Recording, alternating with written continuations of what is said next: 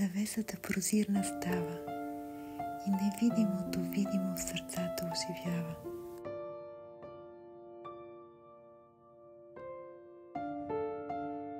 Тогава им се отвориха очите и те го познаха, ала той стана невидим за тях. И те си казваха един други му: не гореше ли в нас сърцето ни, когато той ни говореше по пътя и когато ни обясняваше писанието?